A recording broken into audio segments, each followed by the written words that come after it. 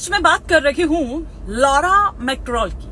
अब आप कहेंगे कि ये मोहतरमा कौन है, तो मैं आपको बता दूं कि ये जो मोहतरमा है ये न्यूजीलैंड की सांसद हैं और आजकल अपने बयान को लेकर, एक साहसिक कदम को लेकर ये चर्चा का विषय बनी हुई है। बल्कि ये क्या चर्चा का विषय बनी हुई है, इन्होंने एक नई चर्चा जो है वो छेड़ दी। दरअसल बीते दिनों संसद में ये एक फोटो लेकर पहुंची जो कि इनकी खुद की थी।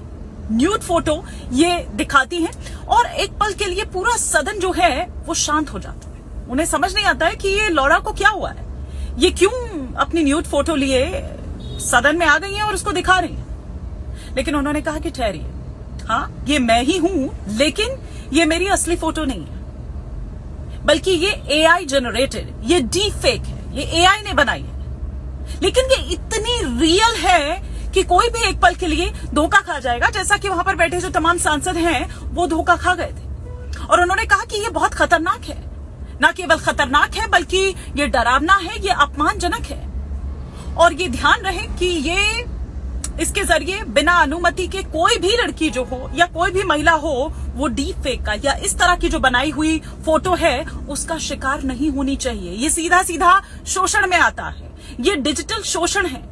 लेकिन अफसोस की बात यह है कि हमारे देश में इस तरह का कोई कानून नहीं है या इस पर लगाम लगाने के लिए जो इस तरह की कोई भी चीज नहीं है।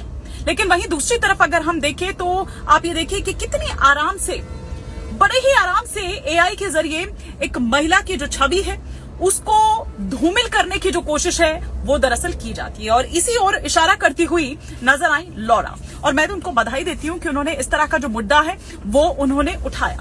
लेकिन आप ये देखिए कि वो बाकायदा जो एक बिल है वो पेश करती हैं, और उस बिल का मैं नाम आपको यहां पर फटाफट से बता दूं, क्योंकि दरअसल उसका मकसद ही यही था।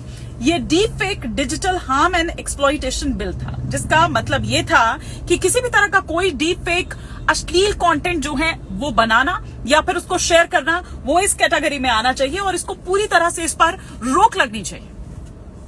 वैसे डीप फेक की अगर मैं बात करूं तो हमारे देश में भी इस तरह के कई मामले जो हैं वो सामने आ चुके हैं। रश्मिका मंदाना का आपको वो मामला याद होगा, सारा तेंदुलकर, सचिन तेंदुलकर की बेटी का मामला याद होगा। बल्कि आप ये देखिए कि मोदी जी और अमित शाह के कितने आए दिन जो इस तरह के डीप फेक वीडियोस हैं वो आए दिन आते रहते हैं।